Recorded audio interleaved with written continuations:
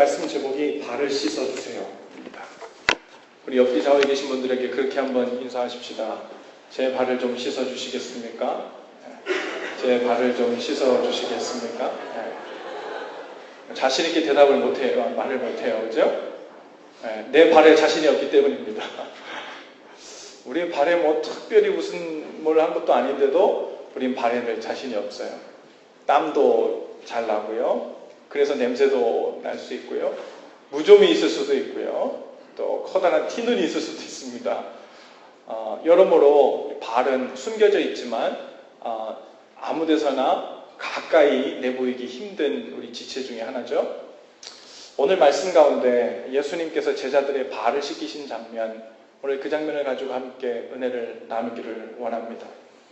오늘 말씀 1절에 보면요, 예수님께서 제자들의 발을 씻기신 그 시기가 언제인가를 가르쳐주고 있어요. 그때가 언제냐면 6월절 전에 이렇게 써요. 6월절 전날이에요. 6월절이 언제냐면 그 이스라엘 민족이 애굽 땅에서 출애굽하던 그 마지막 날, 6월절 어린 양이라고 그러죠. 어린 양을 잡아서 그 피에 문설주에 다 바르고 났더니 애굽에 내렸던 마지막 재앙, 10번째 재앙, 즉 모든 처음 난 것, 사람이든 짐승이든 처음 난 장자들이 다 죽는 그 재앙으로부터 6월절 어린 양의 피가 그 문설주에 발라진 집은 그 죽음의 사자가 뛰어넘어가게 되는 그 날을 기념하는 날이 바로 6월절입니다. 그래서 6월절이 영어로는 Passover잖아요. 그래서 처음 그 한글로 맨 처음 성경이 번역되었을 때요, 우리 한국 그 성경의 초본에 보면 이 6월절을 뭐라고 번역되어 있냐면 넘나는 날 이렇게 되어 있어요. 넘나는 날. 우리 그 한국어로 정확히 번역하면 넘어가는 날이에요. 그날이 6월절입니다. 뭐가 넘어가요? 죽음이 넘어가는 거예요. 원래는 죄 때문에 죽어야 되는데 어린 양의 보혈의 피가 발라져 있는 그 집은 그 죽음이 이르지 않고 넘어가는 날, 그날이 6월절입니다. 근데 예수님께서 십자가 밖에 죽으셨어요. 언제요? 6월절에요. 그리고 세례 요한이 그 예수님을 보면서 뭐라 그래요? 보라, 세상 죄를 지고 가는 하나님의 어린 양이로다. 그 오래전에 애굽에서 그 어떤 어린 양이 피를 흘려서 문설주의 발음을 통해서 죽음이 넘어갔던 것처럼 모든 죄라는 질병에 걸려서 다 죽게 된 우리에게 주님께서 길을 주셨어요. 예수 그리스도, 세상을 위해 주신 하나님의 어린 양, 그 보혈의 피를 믿음으로 마음의 문설주에 다 바른 자들은 영원히 죽지 않고 그 죽음이 넘어간다는 거예요. 패스오버 한다는 거예요. 그 놀라운 은혜가 우리 가운데 임하게 된 것입니다. 온 세상을 위해 주신 하나님의 어린 양, 그 어린 양이 그래서 6월절에 십자가에 달리시죠. 그 오래전 애굽에서 죽었던 그 어린 양은 장차 오실 구원자로 오실 예수님께서 온 세상을 위해 무슨 일을 행하실지에 대한 표상이었습니다. 예수님께서 이제 내일이 6월절이에요. 그날 십자가에 달려 돌아가시기로 되어 있어요. 그리고 바로 그 전날입니다. 여러분은 이 세상을 마지막으로 say goodbye 하는 날, 그 바로 전날 하루를 주어진다면 여러분은 무엇을 하시겠습니까? 못 먹어본 거 맛있는 거 먹으러 가시겠어요? 네. 아니면 여러분 원수 맺고 있었던, 혹은 마음에 미운 마음을, 서운한 마음을 풀지 못했던 사람과 가서 화해를 하고 마음을 털어놓겠습니까? 어쨌든 이 세상을 마지막으로 하직하는 그 날이라 그러면 아마 우리는 무슨 일을 하면 가장 meaningful할까? 무슨 일을 하면 가장 가치 있을까? 무슨 일을 하면 후회 없을까? 무슨 일을 하면 내가 이 땅에 온 목적을 온전히 달성할 수 있을까? 거기에 관심을 갖는 일을 할 것입니다. 마지막 남은 시간이기 때문에. 예수님께서 바로 6월절 내일 십자가 밖에 돌아가시는데 세상에 있는 사람들을 사랑하시되 끝까지 사랑하셨대요. 그리고 바로 하신 것이 무엇이냐면 제자들의 발을 씻겨주신 일이에요. 그러니까 이 제자들의 발을 씻겨주신 일은요, 그냥 오다 가다 생각나서 하신 일이 아니에요. 주님께서 하나님의 제자들에게 가르쳐 주시기로, 말씀하시기로, 하나님의 뜻을 보여주시기로 의도하신 것 중에 가장 중요한 것이라고도 볼 수 있는 아주 의미 있고 밸류어블한 그런 타이밍이에요. 그때 예수님께서 제자들의 발을 씻겨요. 또 한 가지 우리가 인트레스팅한 본문이 있는데요. 그것은 바로 우리가 읽은 본문 2절입니다. 2절 말씀을 다 같이 한번 읽어볼까요? 시작. 마귀가 벌써 시몬의 아들 가룟 유다의 마음에 예수를 팔려는 생각을 넣었더라. 그랬어요. 여러분, 이 2절이 여기에 삽입돼 들어가 있는 이것이 너무너무 신기하고 스트레인지합니다. 이상해요. 왜냐하면 잘 안 맞는 구절 같은 거예요.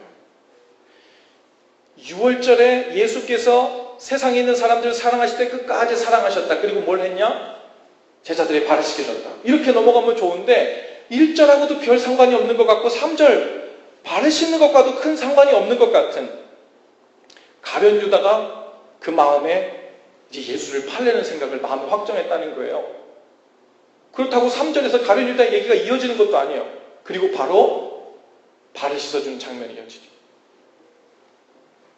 2절 말씀이 아주 의미가 없이 앞뒤와 잘 연결되지 않는 상태에서 들어가 있는 것인데 성경에는 의도 없이 여기에 말씀을 넣었을 리가 없죠. 아마도 이제 3절부터 예수님께서 제자들의 발을 씻기기 시작하는데, 그리고 주님께서 세상에 있는 사람들을 다 사랑하셨는데 누구도 사랑하셨다는 거예요? 예수님을 배반하고 팔려고 마음에 확정한 가룟 유다도 예외 없이 예수님께서 사랑하시고 예외 없이 발을 씻겨주셨다는 이야기예요.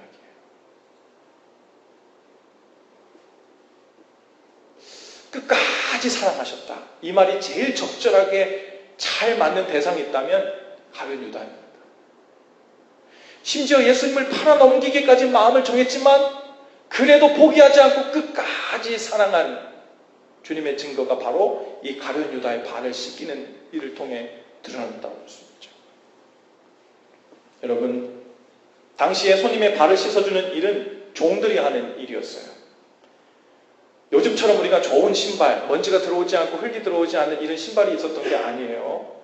그 당시에는요, 아스팔트도 깔려져 있지 않던 흙바닥이었죠.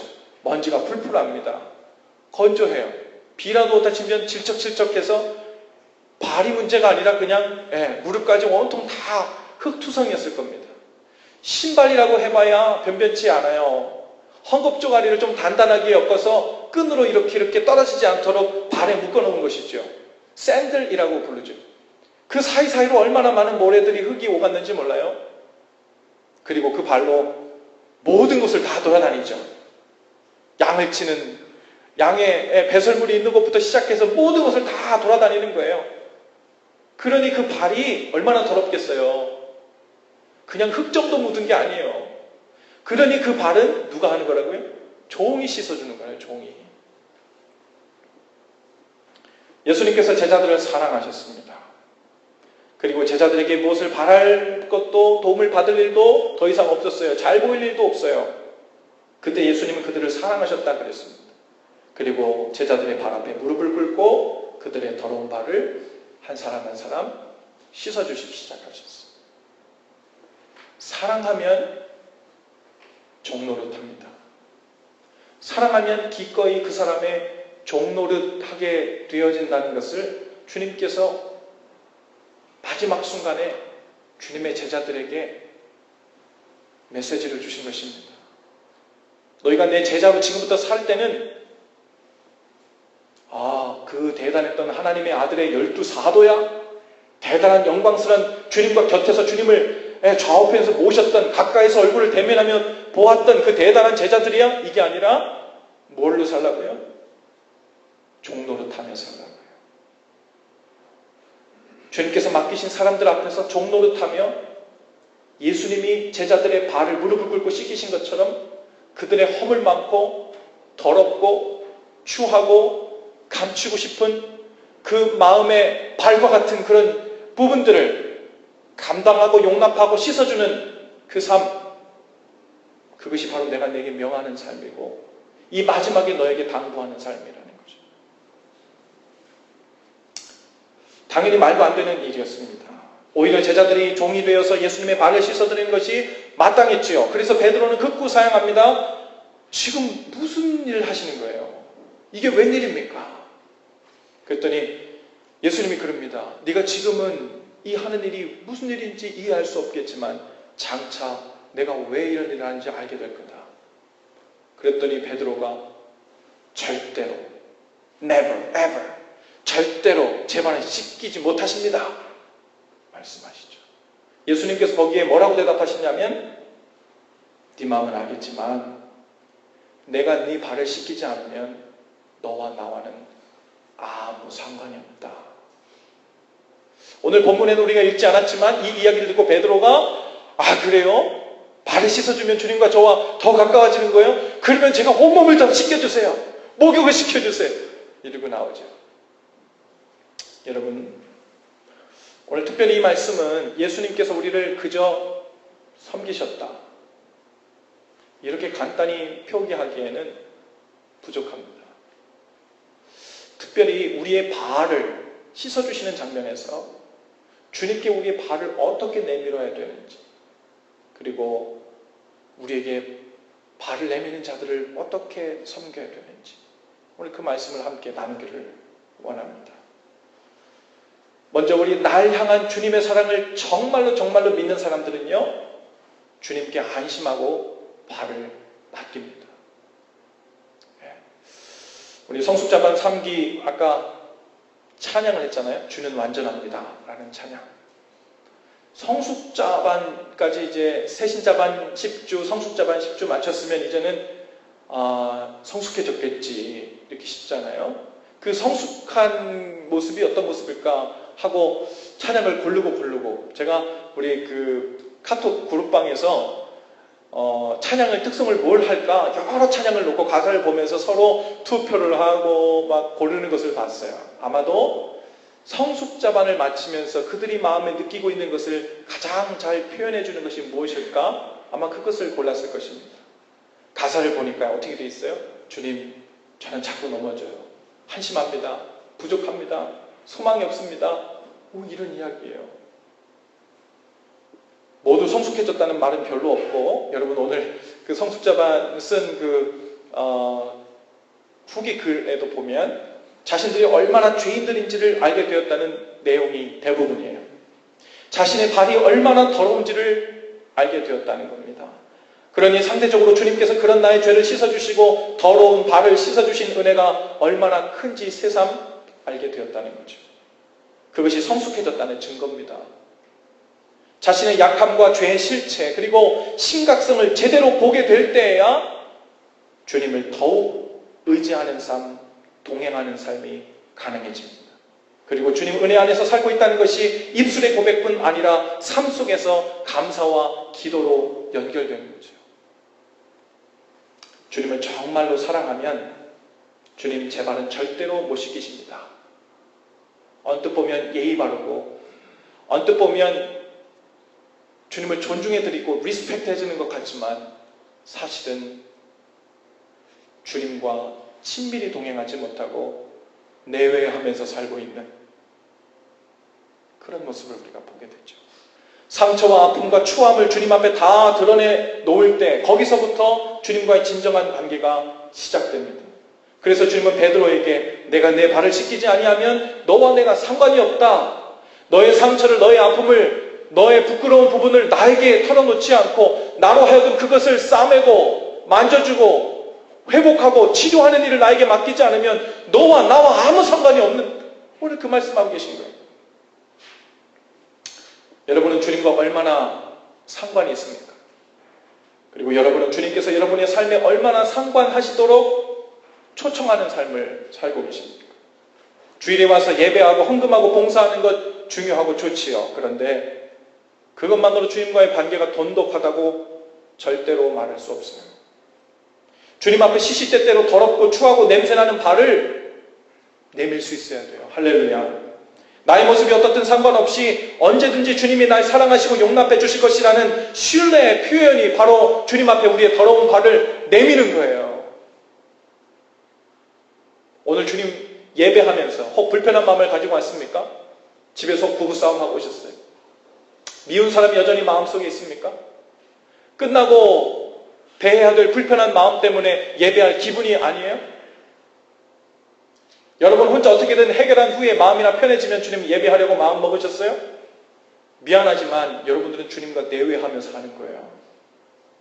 주님께서 우리의 어떤 모습에도 불구하고 우리의 발을 더러운 발도 들이밀면 주님께서 받아주시고 용납하시고 씻어주실 것이라는 그 신뢰가 부족한 거예요.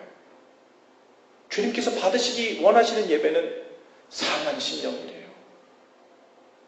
죄 없는 모습이 아니라 상하고 깨지고 있는 그 모습을 가지고 다른 사람이 아니라 주님 앞에 그 발을 가지고 나와서 내미는 것, 그것을 주님께서 기뻐 받으시고 제물로 받으신다는 거예요. 처음 본 사람에게 발 씻겨달라고 잘 못하죠. 아까 여러분 제 발을 좀 씻겨주시겠어요? 그럴 때 난감하잖아요. 진짜 발 씻겨주겠다고 할까봐. 냄새 날까봐 조심스럽잖아요. 그들이 내 발을 감당해줄 마음의 준비가 되어 있는지에 대한 확신이 없기 때문입니다. 얼마 전에 아내가 발을 다쳤어요. 그래서 발 전문의에게 가는 날이면 아침부터 발을 열심히 씻습니다. 특별히 발 냄새가 나고 더러운 것이 아닌데도 열심히 씻어요. 내 발을 내밀어야 할 사람들이 기쁨과 감사로 그 발을 감당해 줄지에 대한 신뢰가 부족한가 봅니다. 그런데 제 앞에서는 발을 잘 내밉니다. 발을 씻지 않은 상태에서도 잘 내밀고 마사지 해달라고 발을 자꾸만 내밉니다. 발을 치워도 자꾸 내밉니다. 치워도 자꾸 발이 와요. 잠을 자다가도 손에 뭐가 만지면 발이 와 있어요. 만져달라고. 그런데 저는 불쾌한 것이 아니라 고마운 거예요. 왜요? 내가 남편이 맞구나. 나는 이것을 받아주고 용납하고 만져줄 것에 대한 신뢰가 있나 보다. 힘들긴 해도. 저를 노예로 취급하기 때문에 거침없이 발을 내미는 것이 아닌 줄로 믿습니다. 자신의 발이라도 사랑으로 용납할 만한 사람이라는 신뢰 때문이리라 믿고 싶습니다. 여러분 주님을 정말로 사랑한다면 주님께 발을 잘 내밀어야 돼요. 주님 전 죄가 많아서 발에 때가 많이 묻어서 주님 앞에 이 발로 예배하러 못 나오겠어요. 주님 마음이 아직도 불편해서 이 마음으로 하나님 예배하고 있을 때 내 모습이 가증스러워 주님 앞에 못 나가겠어요. 여러분 베드로처럼 절대로 제 발을 씻기지 못합니다 말하고 이렇게 얘기하는 것과 같은 거예요. 그것은 주님을 존중하는 것이 아니라 주님의 크신 사랑에 대한 신뢰가 부족한 거예요. 죄와 허물과 문제가 생긴 마음의 밭을 어찌하지 못해 혼자서 끙끙대거나 세상의 방법으로 때론 나름 자기의 능력으로 해결해 보려고 하는 것은 주님을 존중하는 것이 아니라 내외하고 있는 증거라니까요. 주님을 멀리 두려는 시도이고 주님을 신뢰하지 않는다는 불신의 표현입니다. 어떤 일이라도 주님 앞에 가장 먼저 달려가 발을 걷어붙이고 씻어달라고 주님께 발을 내어미는 저와 여러분들 다 되실 수 있기를 바랍니다. 간혹 어떤 분들이 교제하시면서 이 사람이 결혼해도 될 사람인지를 제게 물어볼 때가 있습니다. 저도 모르죠. 왜 나한테 묻는지를 모르겠어요. 그걸 내가 어떻게 알아요? 주님, 제가 이 형제와 이 자매와 결혼해도 될까요? 하고 물어보면 제 귀에는 그 질문이 어떻게 들리는 줄 아세요? 이 형제와 이 자매와 결혼했다가 문제가 생기면 다 목사님 책임이에요. 이렇게 들려요. 난감합니다. 여러분이 판단하세요. 하지만 적어도 반드시 체크해보라고 하는 제가 추천하는 내용이 있어요. 그것은 무엇이냐면 상대가 자신의 약함과 허물을 얼마나 받아줄 수 있는 사람인지, 그리고 그 허물과 약함을 가지고 그 사람과 함께 주님 앞으로 가지고 나아가서 함께 울며 그것을 붙들고 기도할 수 있는 사이인지, 그러면 결혼해도 되는 모든 자격이 갖추어졌다기보다는 적어도 기본 구성은 된 거예요. 이제 그 위에 여러분의 기도 가운데 판단하실 수 있길 바랍니다. 단순히 집에서만 기도 열심히 해준다는 사람 말고요, 카톡으로 기도할게요 이렇게만 얘기하는 사람 말고, 집에 가서 너를 위해 열심히 기도할게 정도가 아니라 함께 손을 잡고 서로의 약함과 죄와 허물을 위해 눈물로 기도할 수 있는 사이라면 믿음의 가정을 세워나갈 수 있는 기반이 닦여진 관계라고 볼 수 있다는 거예요. 허물과 약함이 있으니까 건강치 않은 관계다, 그것이 아니라 오히려 허물과 죄를 용납하고 해결해 나갈 수 있는 영적인 시스템이 구축된 관계니까 건강한 관계인 거예요.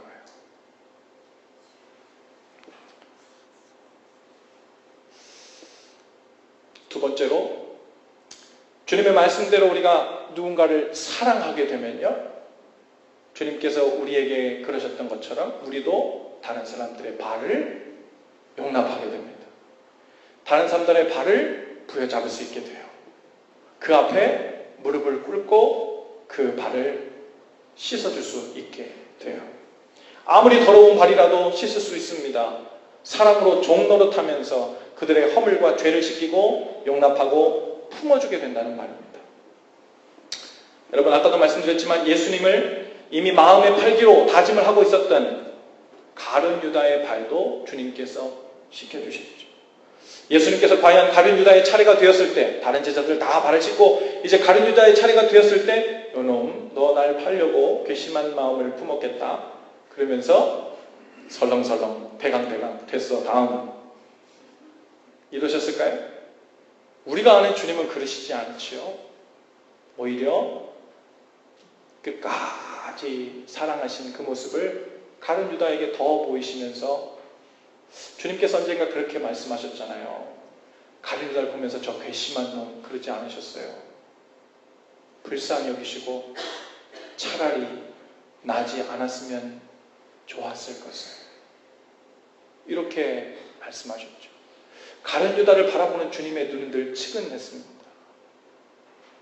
오히려 가룟 유다의 발을 더 부여잡고 눈물로 기도하시며 발을 씻어주셨을 것입니다. 여러분, 사랑하면 서로에게 종노릇합니다. 예수님이 제자들을 끝까지 사랑하셨기 때문에 종노릇하시면서 제자들의 발 앞에 무릎을 꿇고 그들의 발을 씻겨주신 거예요. 자발적으로 종노릇합니다. 노예가 된다는 말은 아니에요. 종과 노예의 차이를 아십니까? 영어로 하면 그냥 slave, 이렇게 servant 이렇게 쓸 수 있지만, 종과 노예의 미묘한 차이가 있다면, 제가 그래서 한번 검색을 해봤더니 뭐라고 이렇게 나오냐면요, 종들은 누구를 위해 일할 건지 무슨 일을 할 것인지를 선택할 자유가 있지만, 노예에게는 어떤 자유나 자치권이나 권리도 없고 오로지 순종할 의무가 있는 그 주인의 소유물이라는 거예요.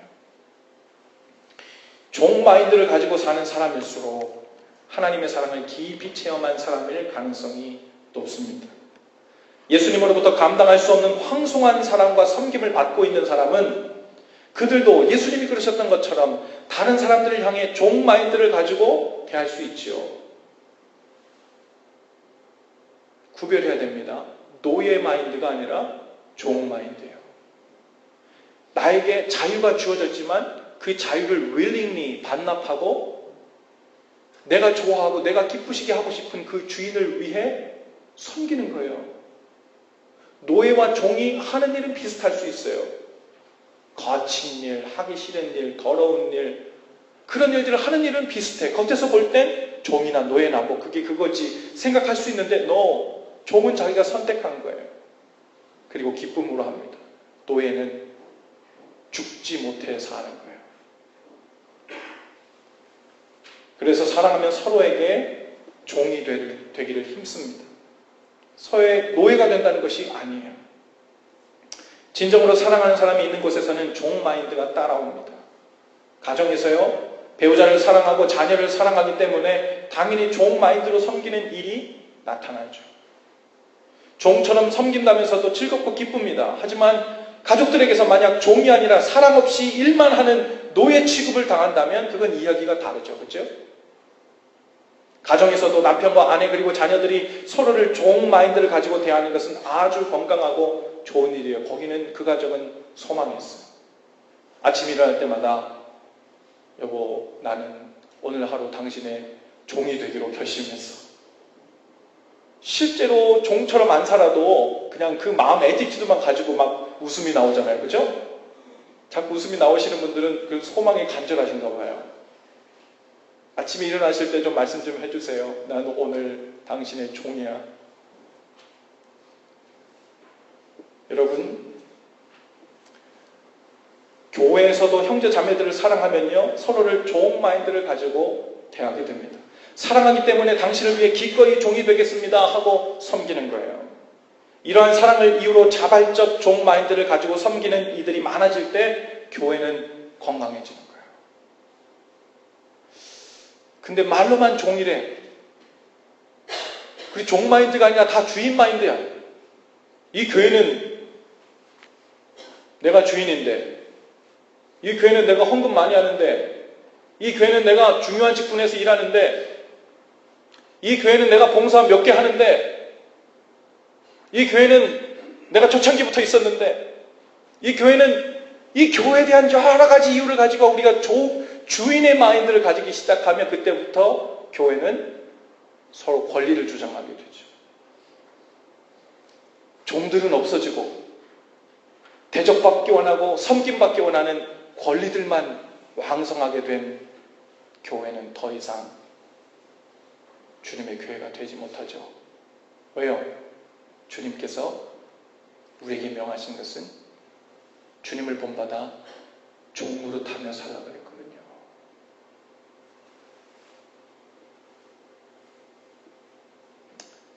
우리가 종 마인드로 살게 되면요, 싸울 일도 서운해할 일도 불평할 일도 생기지 않죠. 종이 왜 나만 많이 일해? 이렇게 얘기 안 하잖아요. 그죠? 무엇이든 원래 내가 할 일입니다. 저를 더 부려주세요. 이렇게 얘기하죠. 주님께서 우리에게 명하신 바람직한 삶의 태도는요, 저를 한번 따라해 보시겠어요? 종 마인드를 가지고 이웃을 섬기는 삶. 종 마인드를 가지고 이웃을 섬기는 삶. 미안하지만 여러분은 주님을 따르기로 결단했다면, 그리고 주님께서 우리에게 주시기로 한 하늘나라라는 선물을 누리며 살기를 원한다면, 미안하지만 세상이 이야기하는 군림하고 누리고 권리 주장하고 앞장서고 하는 그런 일로는 하나님 나라를 경험할 수 없어요. 주님 제자 될 수 없어요. 미안하지만 하나님 나라는 거리가 멉니다. 다른 말로 하면 종의 마인드를 가지고 이웃을 섬긴다는 것은 이웃을 사랑한다는 거예요. 사랑하기 때문에 기꺼이 willingly 내가 종 노릇을 하며 살고 싶다고 결단하는 겁니다. 여러분, 갈라디아서 5장 13절에 보니까 형제들아 너희가 자유를 위하여 부르심을 입었으나, 주님께서 우리를 구원하셔서 다 자유로운 종의 죄 멍에서 다 벗어나게 해주셔서 다 자유롭게 해주셨어요. 그러나 그 자유로 육체의 기회를 삼지 말고 오직 사랑으로 서로 종 노릇하라 그랬어요. 사랑으로 서로 종 노릇하라. 거기에 참 자유가 있어요. 아, 나는 해방되었다. 이제서야 내가 자유를 얻었네. 그러면서 그 자유를 부리고 권리를 누리고 하려고 앞장서는 그 마음에는요, 참 자유가 경험되지 못해요. 그 자유가 있음에도 그것을 자유를 누리지 않고 섬기고 종된 모습으로 나아가려고 하는 자들에겐 참 자유가 경험돼요. 예수님께서 우리에게 본을 보여주셨어요. 하나님과 동등됨을 취할 것으로 여기지 아니하시고 종의 형체를 가져 이 땅에 오셨어요. 죽기까지 복종하셨어요. 종처럼. 그리고 피 피조물을 향해서 그 앞에 무릎을 꿇고 엎드려서 우리를 섬겨주셨어요. 그리고 우리에게 하나님 나라는 이와 같다. 영생은 이런 거다. 진짜로 자유롭게 되는 것은 이런 것이다. 자유를 주었지만 그 자유를 포기하고 내려놓을 수 있는 자유를 발휘해서 섬기는 종노릇하며 사는 삶으로 나를 따라와라. 그 길을 같이 가자. 그 천국을 함께 누리자. 예수님께서 우리에게 그것을 도전하시는 거예요. 여러분, 종은 시중 드는 사람입니다. 그죠? 그냥 serve 한다는 말과 시중 든다는 말은 조금 차이가 있죠. 시중 든다는 말은요, 정말 납작 엎드려 무엇이든 오더만 내려주세요. 그냥 내가 serve 하면서 혹은 아르바이트 하면서 혹은 어떤 조건을 걸고 하는 것과는 달라요. 시중 든다는 것은요, 어떤 마음의 큰 결단을 가지고 무엇이든 whatever you order, 그 안에 내가 무조건 응답하겠다는 결단이거든요. 여러분, 사랑으로 인해서 상대방을 위하여 자발적으로 시중 드는 삶, 그것이 우리 삶의 풍성에 깔려질 수 있기를 바랍니다. 내가 뭐 시중 드는 종이야? 이런 말이 여러분 가정에서, 교회에서, 여러분의 삶에서 나타난다면 당연하지, 난 시중 드는 종이 아니지, 이렇게 생각할 것이 아니라 내가 자유를 반납하고 주님을 따라 종노릇하는 삶에서 거리가 멀구나. 나한테 이런 마음이 자꾸 생기지? 사랑 때문에 시중 들고 싶어 하는 마음이 생겨야 우리가 사랑 안에서 사는 거예요. 그것이 주님께서 가르치신 종 마인드입니다. 우리 옆뒤 좌우에 계신 분들에게 이렇게 한번 인사하십시다. 이제부터는 제가 당신의 시중을 들겠습니다. 이따가 우리 예배 마치고 친교하실 때 시중 드시는 분들 이제 한 사람씩 했으니까 밥 좀 타오라고 하시고 물도 좀 떠오라고 하시고, 우리 교회에도 서로를 위해 시중 들겠다고 나서는 사람들이 전부 다 될 수 있기를 바랍니다.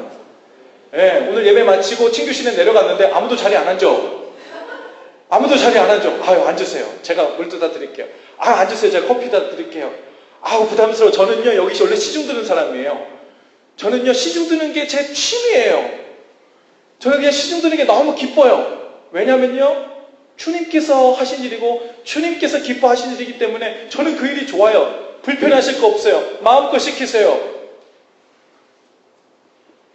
이러한 일들이, 우리 온 교회 성도들이 그런 마음으로 주님 앞에 나아간다면 여러분, 어떻게 웃음이 끊일 일이 있겠어요? 어떻게 서운한 일이 있겠어요? 어떻게 불평할 일이 있겠어요? 거기가 천국 아닙니까? 주님께서 그 천국으로 우리를 초청하시는 거예요. 사랑으로 종노릇하는 일 없이는 하나님 나라를 경험할 수 없어요.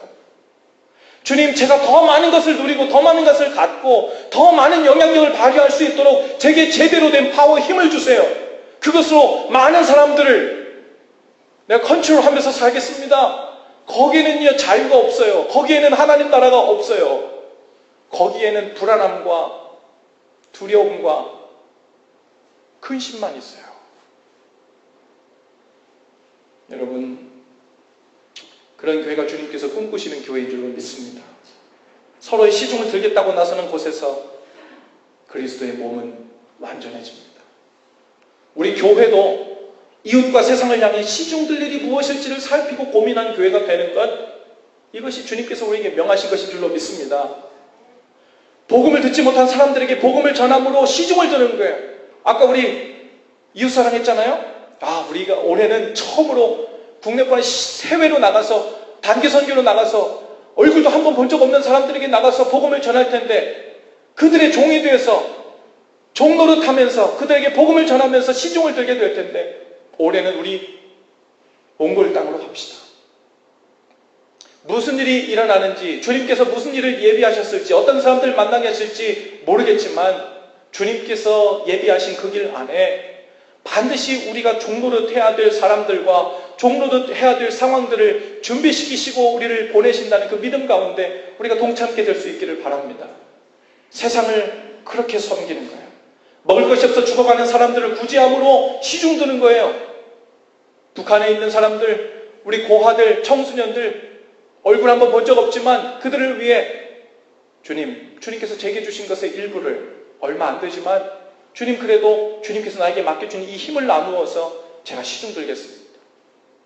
꼭 빚진 자처럼 제가 그렇게 살겠습니다.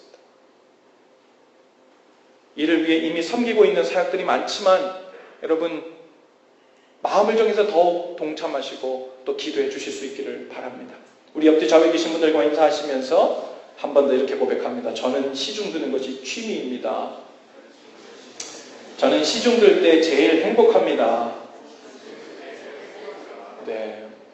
이제 우리 교회는요, 이제 교회 방문자가 한 명 오잖아요. 그럼 여기 계신 60명, 70명 되시는 분이 와가지고 다 시중을 드는 거예요. 무엇이 필요하십니까? 부담스러워 하도록. 저 교회는 뭐 주인이 한 명도 없어. 다 종들만 있어. 왜요? 예수님만 주인 되시기 때문에. 저 교회 목사는 뭐 자기만 주의 종이라 그러면서 종 역할은 하나도 안 해. 맨날 앉아가지고 주인 역할 행세만 하고 있어. 이런 일이 보인다면 얼마나 부끄러운 일이겠어요. 우리 정말 주님께서 그렇게 꿈꾸시는 교회, 주님께서 그렇게 원하시는 사랑으로 종 노릇하는 주님의 제자들 다 되십시다. 종 노릇하며 사는 삶이 우리 가정에서 이루어지고 교회에서 이루어지고 여러분의 삶의 자리에서 이루어질 때 누가 뭘 하지 않았어도 거기에 예수님이 보이지 않는 예수님이 보여지는 거예요. 그게 복음 전하는 거예요. 너희가 서로 사랑하면 이로써 너희가 내 제자인 줄 알리라. 그 중간에 오늘 말씀 문구를 한번 삽입해 볼까요? 너희가 서로 사랑하면 종 노릇하며 살게 될 것이다. 그러면 비로소 너희가 내 제자인 줄 알리라. 오늘 여러분 삶 가운데 내가 주님의 제자인지 아닌지 잘 모르겠어요? 컨퓨즈 합니까? 하나만 하면 돼요. 사랑으로 종 노릇하면 돼요. 그리고 여러분에게 때로는 함부로 난 준비가 안 됐는데 내 발 좀 씻겨 이러면서 발을 함부로 내미는 사람이 있으면 다 잡아요. 그 발 다 잡고 그렇지 내가 종이니까 내가 사랑으로 그 발 잡고 씻겨주고 보듬어주고 어루만져주고 받아줘야지. 주님께 우리의 발을 마음껏 맡기고 우리에게 맡겨주신 사람들의 더럽고 추한 발들을 우리가 언제든지 받아서 그것을 씻기기로 결단하면 거기에 주님과 동행하는 삶이 시작됩니다. 천국이 임합니다. 삶이 변해요. 그러면 세상이 교회를 감당할 수 없게 돼요. 우리가 더 큰 교회 짓고 세력을 더 키우고 많은 돈으로 그 세력을 모임으로 인해서 세상이 감당할 수 없는 교회가 되는 게 아니에요. 마땅히 누려야 될 권리가 있음에도 불구하고 자유함으로, 그런데 자유를 사용하는 거예요. 자유함으로 내 자유를 포기하고 willingly 종노릇하며 살기 시작할 때 뭐야 쟤네들 도대체. 그게 교회의 정체성입니다. 예수 그리스도의 아이덴티티예요. 그러면 교회가 교회되고 주님께서 왕 되시고 안전하신 주님이 우리의 모습을 통해 드러나실 것입니다. 할렐루야. 자리에서 다 일어나십시다.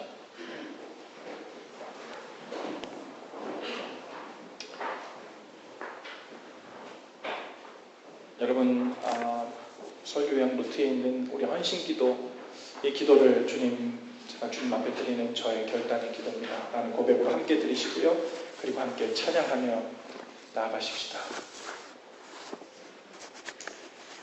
우리 키보드 좀 소리 좀 나게 해주세요. 우리 헌신기도 우리 다 같이 한 목소리로 하죠. 주님, 죄와 허물로 범벅이 된 제 인생을 포기하지 않으시고 끝까지 사랑해 주셔서 감사합니다.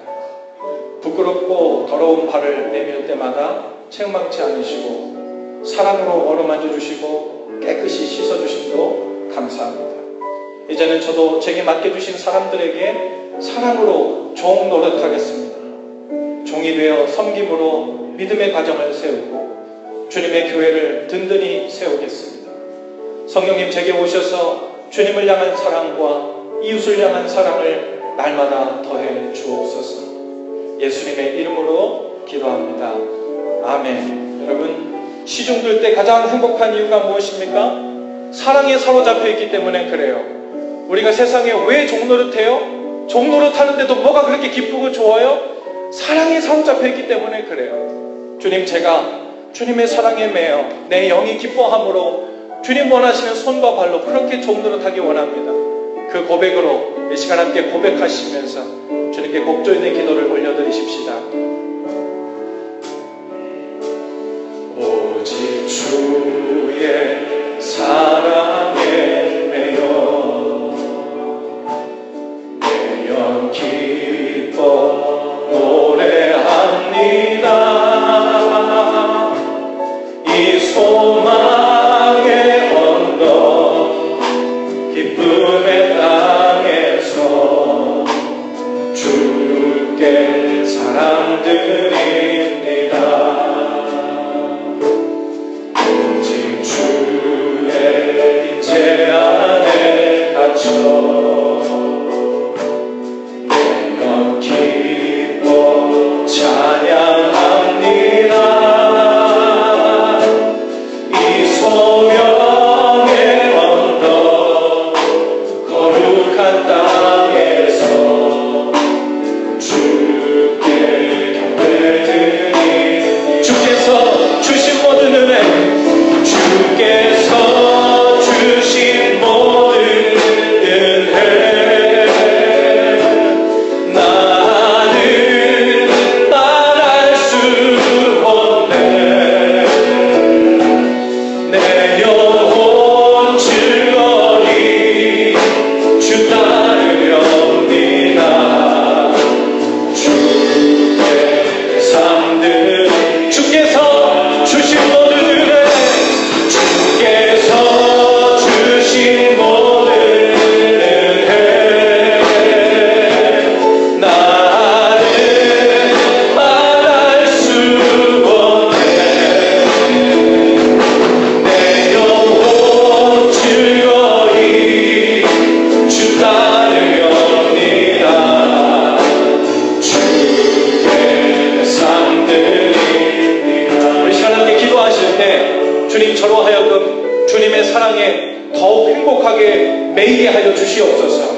그 사랑의 능력으로 이제 저도 주님께서 맡겨주신 사람들 앞에 종노릇하겠습니다. 또한 우리 교회가 온 이웃과 세상 앞에 종노릇하는 삶으로 나가기를 원합니다. 성령님 오셔서 그 종노릇하는 능력을 주시고 영적인 기쁨을 허락하시고 행복하게 주님의 종이 되게 해달라고 우리 다 같이 함께 결단하시면서 간구하시고